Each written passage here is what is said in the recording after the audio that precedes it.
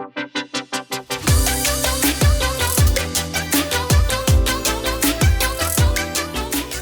guys, welcome to another edition of How It's Made with PEG. This is Craig. I'm going to be showing you how we brought to life some historic photos of downtown Akron for a project we did with the Greater Akron Chamber in their 2019 annual meeting.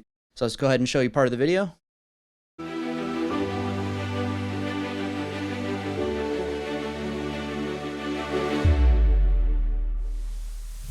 Or do you embrace your past and build on it? Respect the work of those before you and learn from their lessons. A head start, our secret advantage. In Greater Akron, the colors on our canvas run deep. We've seen the highs, the lows, and heard all the critics who said we'd never come back. All right, so we had these 4 awesome, historic, iconic downtown Akron photos that we wanted to bring to life, and we wanted to do something a little bit more special and creative than just simply animating them to grow in and out. So there's this really cool effect that's called a displacement map, and you could basically give some depth to flat images and make them look like they're kind of brought to life and animate them to look like there's some camera movement going on. So I'll show you how we did that. They start off in Photoshop as just normal images, exactly how we received them. And then the trick is to create some depth and a way to reference that. So it starts with a blank image that we paint black. And what will get referenced in After Effects is anything that's black in the image will be further away from the camera, and anything that's white would be closer to the camera. So it's basically telling After Effects what would be closer and what would be further away so that you could create some interesting parallax and give it some depth.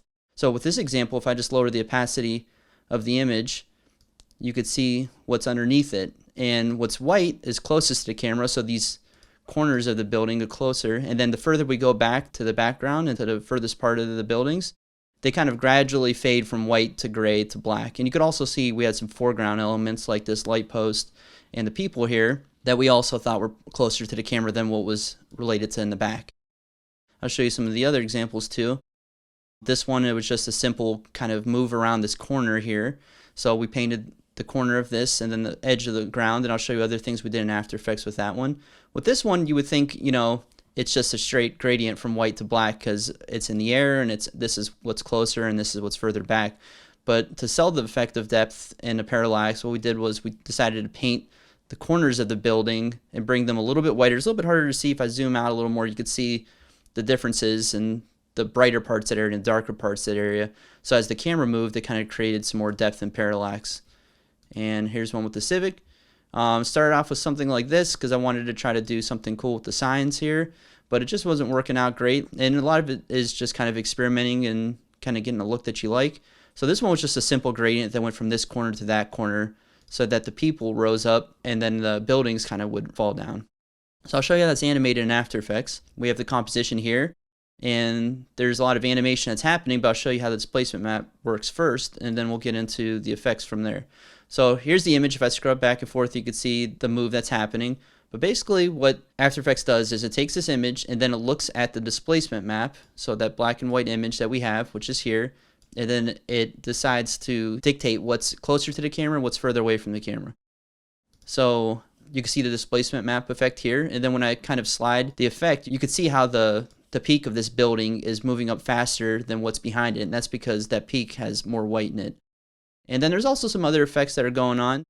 You can see there's some smoke that we added, and it's just a smoke stack element. And if you look at it just kind of by itself, it's just looking like that, which isn't great. But once you put a blend mode on it and remove the black, you can see the smoke stack, and we kind of just match the action of the pipe here so that it followed along with that. And then there's also some ashes and snow and some sound effects, some blurs and some light leaks and film burns, plus the camera move on the shot itself, which can make it feel like it's a drone shot and it's slowly approaching and jibbing down at the same time.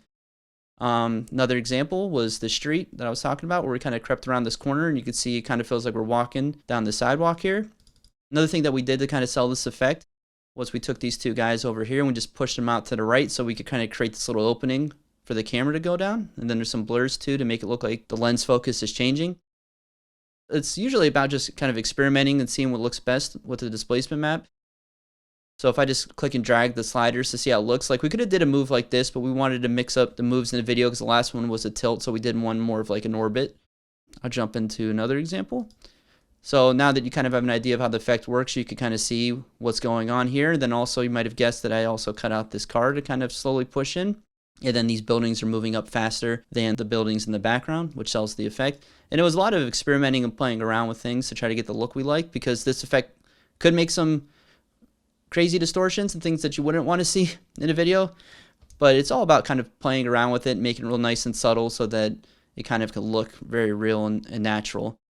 And the same example with the Civic, the people were moving up, and then we kind of did some focusing and some blurs here and some light and adjustment layers so that it could kind of look like we're focusing on the Civic here. All right, so that's how we did that effect. Thanks for watching, and we'll see you in the next one.